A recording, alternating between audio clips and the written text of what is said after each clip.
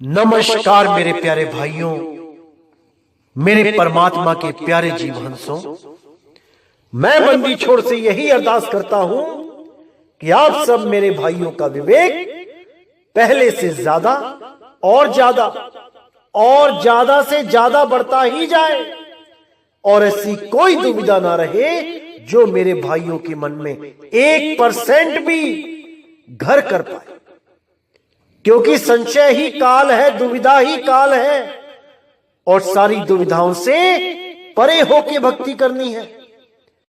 उलझाने वाले बहुत आएंगे, एक से एक आएंगे आपके जीवन में, लेकिन आपने विवेक की तलवार से सारे अज्ञान को काटते चले जाना है। एक भी अज्ञान आपके सामने टिक ना पाए। बहुत आएंगे भरमाने वाले, एक से एक आएंगे। जैसा कि मैंने बताया था, 2018 से मैं ये बताता ही आ रहा हूं कि 2020 आते आते बहुत से ऐसे YouTube चैनल आ जाएंगे जो हमारे खिलाफ बोलेंगे। और देखिए, एक से एक चैनल बनते जा रहे हैं, क्योंकि ये पूर्व निर्धारित था कि 2020 में ज्ञान अज्ञान युद्ध होके ही रहेगा और वो हो रहा है। इसके प्रमाण में आगे भी देता रहूंगा सत्संग में, जो ग्रंथों में इस समय के बारे में पूरा विस्तार से बताया गया है कि ऐसा समय आएगा कि धर्म अधर्म ज्ञान अज्ञान का एक ऐसा युद्ध होगा जिसमें असत्य की हार होगी और सत्य की जीत होगी और पूरे विश्व में सत्य का झंडा फहराएगा। सारा विश्व एक झंडे के नीचे आएगा, एक भाषा, एक बोली, एक नाम के नीचे आएगा। तो भाई, वो समय आने ही वाला है और आपने पूरा विवेक लगा के हर चीज को समझते जाना है और समझाते भी जाना है। इस ज्ञान को आगे से आगे फैलाने में आपने भी भरपूर प्रयास करना है। तभी एक दिन ऐसा आएगा कि पूरे विश्व में एक परमात्मा का नाम चलेगा। इसीलिए बोला गया था, जब आएगा बीसम बीसा, ना रहेगा ईसा, ना रहेगा मूसा, राज करेगा जगदीसा। यहां पर ईसा और मूसा सांकेतिक ज्ञान क्या बताया गया है कि जैसे ईसा भी एक शरीर है और मूसा भी एक शरीर है, यानी शरीरों के ज्ञान को त्याग के लोग जगदीश यानी जगत का ईश, जो सारे जगत का एक परमात्मा है, उसको प्राप्त करने के लिए आगे बढ़ेंगे, उसको जीवन में धारण करने के लिए आगे बढ़ेंगे। ये धर्मों की दीवारें, ये धर्मों के बंधन तोड़ के हर जीव सत्य के साथ जुड़ेगा, क्योंकि ये धर्मों की बुनियाद केवल 52 अक्षर हैं। अगर इन 52 अक्षरों को खत्म कर दिया जाए तो सारे धर्मों की दीवारें टूट जाएंगी।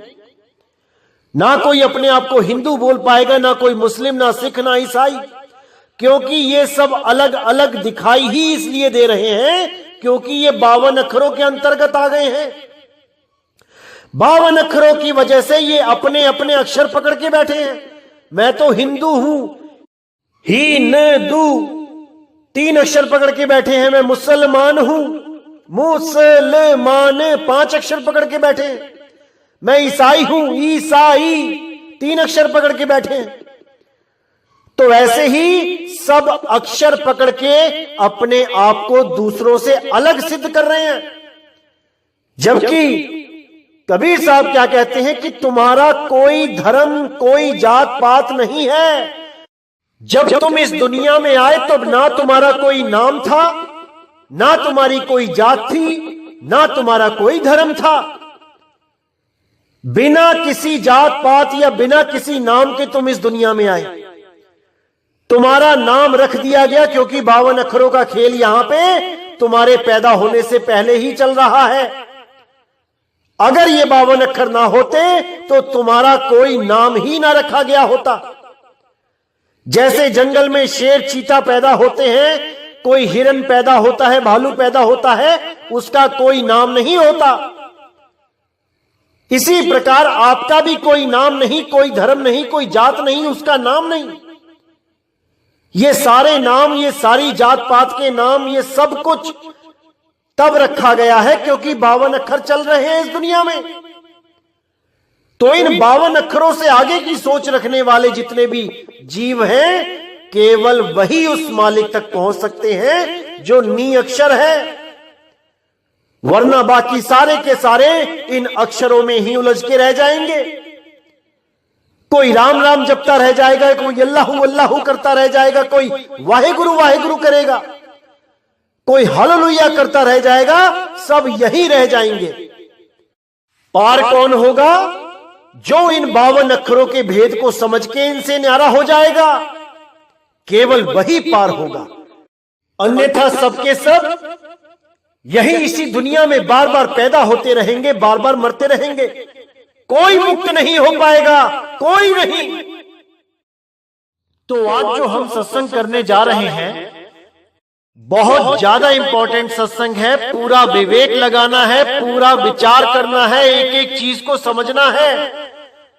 क्योंकि अगर आपने ये समझ लिया तो समझ जाना कि 99% कंफ्यूजन आपकी खत्म हो जाएगी। क्योंकि बहुत से ऐसे लोग आपके जीवन में आते हैं जिनको स्वयं तो पूर्ण ज्ञान होता नहीं है और अपने अधूरे ज्ञान के चलते आपको भी भ्रमित करने में कोई कसर नहीं छोड़ते।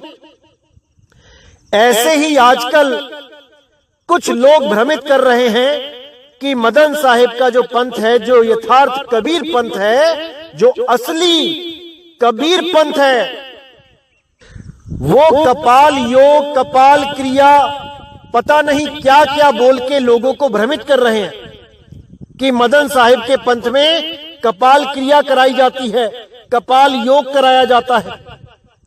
अब हंसी भी आती है और दया भी आती है उन लोगों के ऊपर, क्योंकि ये सब मैंने बहुत पहले ही क्लियर कर दिया था, लेकिन वो लोग नहीं समझ पाए। तो आज मैं दोबारा क्लियर कर देता हूं कि क्या होती है कपाल क्रिया, क्या होता है कपाल योग, क्या होती है कपाल भाती। तो सबसे पहले मैं कपाल भाती के बारे में बता देता हूं। कपाल भाती एक प्रकार का प्राण योग है जो आप YouTube पे भी सर्च कर सकते हैं, और बहुत से योग सिखाने वाले बाबा टेलीविजन में भी आते हैं और आपको कपाल भाती का पूरा अभ्यास कराते हैं। इसके द्वारा क्या होता है, हमारे शरीर में जो प्राण वायु की जो एनर्जी है, उस एनर्जी के द्वारा हम अपने शरीर के बहुत से अंगों में प्रैक्टिस करके उनको ठीक कर सकते हैं। कोई बीमारी हो, पेट की हो, कमर की हो, छाती की हो, सांसों की हो, वो काफी बीमारियां कपाल भाती से खत्म हो जाती हैं। उसके बाद जो कपाल क्रिया है वो क्या होती है, उसको अच्छी तरह समझ लें आप लोग। जब हिंदू धर्म में किसी भी व्यक्ति की मौत हो जाती है और जब उसको जलाने के लिए चिता पे रख दिया जाता है, तो उसके सिर पे घी लगाया जाता है ताकि उसका सर नरम हो जाए, और जब अग्नि दे दी जाती है उसके कुछ समय के बाद उसके सिर पे डंडे से प्रहार किया जाता है। डंडा सिर में मार के उसकी खोपड़ी फोड़ दी जाती है। इसको कपाल क्रिया कहते हैं। इसके पीछे भी बहुत गुप्त भेद है, लेकिन जो लोग नहीं जानते हैं वो अच्छी तरह समझ ले कि ये प्रक्रिया क्यों होती है। अब कुछ लोगों ने इसके पीछे के गहरे राज को नहीं जाना और ये एक कुप्रथा घोषित कर दी कि इसका मतलब होता है कि आज से तेरा मेरा रिश्ता खत्म। जैसे सिख समाज में अब ये क्रिया नहीं होती, कोई अपने माँ या बाप को डंडा नहीं मारता सिर में, क्योंकि वो लोग सोचते हैं कि ऐसा करने से रिश्ता खत्म करने की बात की जा रही है, कि आज से तुम मेरे पिता नहीं, मैं तुम्हारा पुत्र नहीं, या तुम मेरी माता नहीं, मैं तुम्हारा बेटा नहीं। ऐसा बिल्कुल नहीं है भाई। कपाल क्रिया इसलिए की जाती है क्योंकि हिंदू धर्म का मानना है कि जब तक सिर को फोड़ के, ब्रह्मरंध्र को तोड़ के कोई जीव इस देह को नहीं त्यागेगा, तब तक उसको मुक्ति नहीं मिलेगी। वो इसी जन्म मरण में भटकता रहेगा।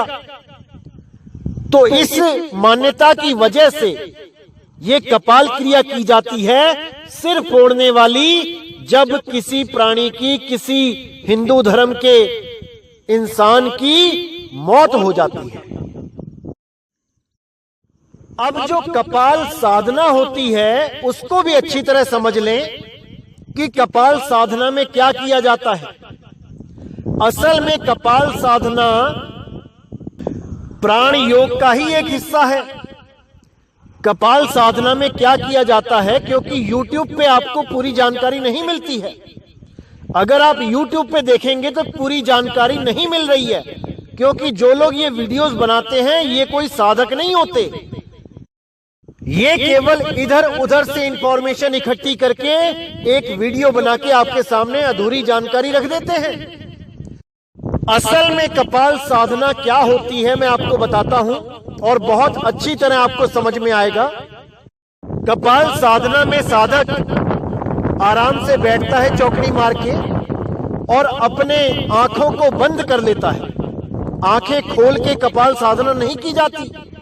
वो आंखों को बंद करके अपने प्राणों की गति को सामान्य करता है और अपने प्राणों को बिल्कुल सहज करके अंतर में चढ़ाई करना शुरू करता है, और धीरे धीरे धीरे इंगला पिंगला सुषुम्ना से होता हुआ ब्रह्मरंध्र तक पहुंचता है, जहां पे 10वां द्वार बताया गया है कि 10वां द्वार ब्रह्मरंध्र ठिकाना है। वहां पर पहुंच के उसकी आखिरी मंजिल यही होती है। 10वें द्वार को तोड़ना ही उसका लक्ष्य होता है, क्योंकि कपाल क्रिया तो मरने के बाद की जाती है, लेकिन असल में ये क्रिया, ये साधना जीते जी करने के लिए बोली गई है वेदों पुराणों में, जिसका चित्र मैं पहले भी दे चुका हूं कई बार सत्संगों में, अगर आपने देखा होगा। नहीं तो मैं दोबारा दिखा दूंगा कि क्या होती है कपाल साधना, कैसे ब्रह्मरंध्र को तोड़ के एक योगी अपने शरीर का त्याग करता है। इसी को 10वें द्वार की साधना भी बोला जाता है, जिसके लिए कबीर साहब ने बोला था, रारंकार खेचरी मुद्रा 10वां द्वार ठिकाना, ब्रह्मा विष्णु महेश्वर तीनों रारंकार पहचाना। 10वें द्वार के नीचे ब्रह्मरंध्र में रारंकार की धुन हो रही है। उसी धुन को 10वें द्वार पर ब्रह्मा विष्णु और महेश जी के द्वारा सारी उम्र सुना गया। सारी उम्र यही साधना करते हुए बिता दी और कपाल को तोड़ के अपने दिव्य लोकों में चले गए। इसलिए बहुत से लोग कंफ्यूज हो जाते हैं कि शायद मदन साहिब के पंथ में भी यही साधना करवाई जा रही है। बिल्कुल नहीं, क्योंकि केवल एक दोहा दिखा के आपको बार बार भ्रमित किया जाता है कि देखो 10वें द्वार की बात कर रहे हैं मदन साहिब के ग्रंथ। कौन सा दोहा दिखाया जाता है? 10वां द्वार गुप्त है, ब्रह्मरंध्र है ठौर, तहवां सुरती लिप्त करो, देह तजो फिर। और इस दोहे को दिखा दिखा के ये साबित करने में लगे हैं कई लोग कि देखो मदन साहिब के पंथ में भी, इस कबीर पंथ में भी 10वें द्वार की साधना करवाई जा रही है, जो ब्रह्मा विष्णु महेश जी ने भी की थी।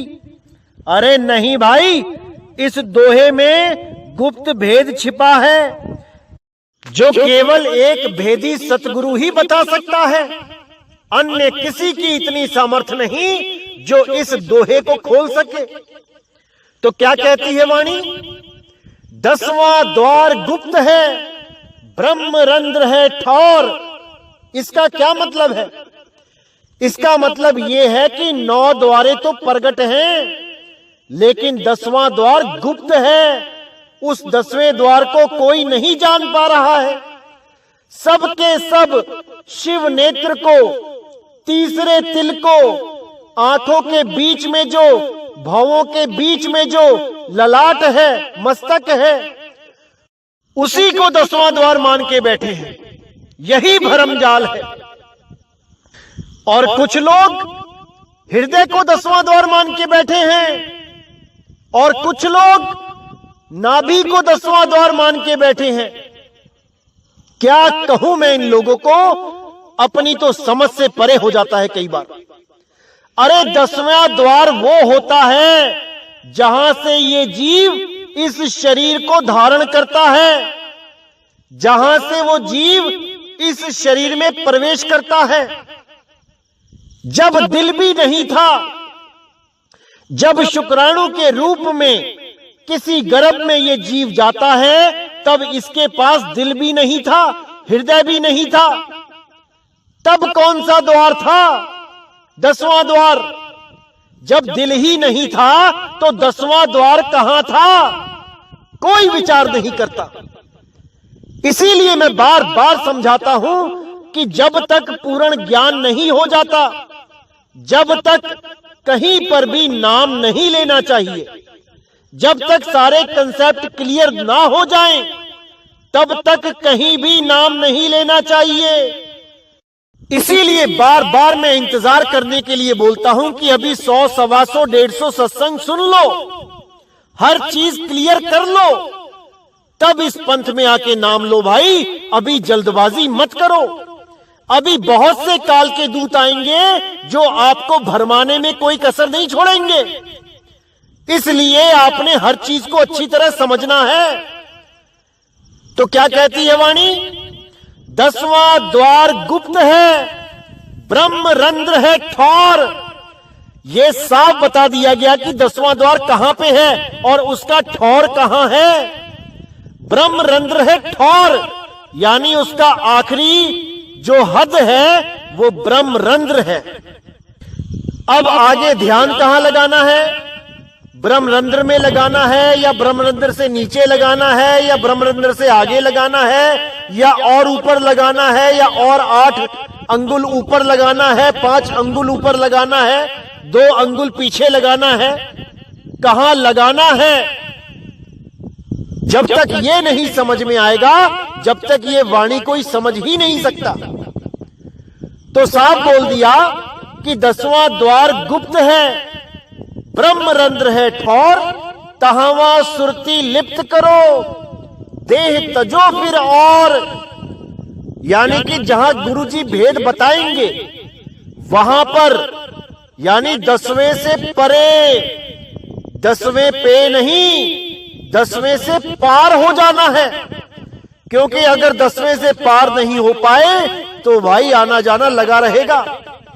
ध्यान 10वें में नहीं लगाना है, 10वें के पार लगाना है, जहां तुम्हारा सत्य स्वरूप है, जहां तुम्हारा असली नाम है, निज नाम है। इस देही में तुम्हारा नाम नहीं है, वो सतनाम इस देही में नहीं है भाई। वो सतनाम अजूनी है, अजूनी, जिसके लिए बोला गया अजूनी सैपंग गुर प्रसाद। जब गुरु का प्रसाद मिलता है तब उस अजूनी परमात्मा का भेद मिलता है। उसको जून के अंदर नहीं ढूंढना है। जून यानी 84 लाख जून, यानी शरीर, शरीरों के अंदर परमात्मा नहीं रहता भाई। ये तो किराए का कमरा है, पता नहीं कब खाली करना पड़ जाए। इसीलिए कबीर साहब ने बार बार बोला, नहीं प्राण में, नहीं पिंड में, इस पिंड में मैं नहीं रहता हूं भाई। कहीं गलती से इस पिंड के अंदर ध्यान मत लगाने लग जाना, नहीं तो ऐसी दुर्दशा होगी कि कोई नहीं बचा पाएगा। इसीलिए साहिब ने बोला, खुले कपाट शब्द झनकारी और पिंड यंड के पार, सो देश हमारा है। पिंड और अंड के पार। और ये लोग सारे जगत के जितने भी अधूरे गुरु हैं, ये सब पिंड के अंदर ध्यान लगवा रहे हैं। किराए के कमरे में ही कहते हैं कि महल तुम्हारा किराए के कमरे में है। अरे भाई, जब किराए का कमरा भी नहीं बना था तब हमारा महल कहां था? कोई नहीं समझ पाता इस बात को, कोई नहीं जान पाता। सबके सब भेड़ चाल में ही लगे हैं। और अब तो ऐसे ऐसे लोग आ गए हैं जो देही गुरु की बात करते हैं कि देही गुरु धारण करने की जरूरत ही नहीं है, क्योंकि देही गुरु आपको पार नहीं करवा सकता। बिल्कुल सही बात है, देही गुरु आपको पार नहीं करवा पाएगा, क्योंकि पार आपने स्वयं होना है। देही गुरु तो केवल आपका सही मार्गदर्शन करता है। उसी सही मार्गदर्शन करने वाले को संत कहा जाता है। और आजकल तो ऐसा भ्रम फैलाया जा रहा है कि लोगों को संत नाम से ही नफरत कराई जा रही है। ये बोला जा रहा है कि कोई आदमी यानी देही गुरु संत हो ही नहीं सकता। ऐसा भ्रमित किया जा रहा है। ये बताया जा रहा है कि संत तो आत्मा होती है, संत तो परमात्मा होता है। और कबीर साहब क्या कहते हैं गुरु ग्रंथ साहिब में? संत मुए क्या रोइए जो अपने ग्रह को जाए, रोवो साकट बापुरा जो हाटो हाट बिकाए। कि अगर कोई संत यानी जो देही गुरु है, जब वो अपनी देह को छोड़ता है तो उसकी मौत पे यानी उसके शरीर की मौत पे रोना नहीं चाहिए।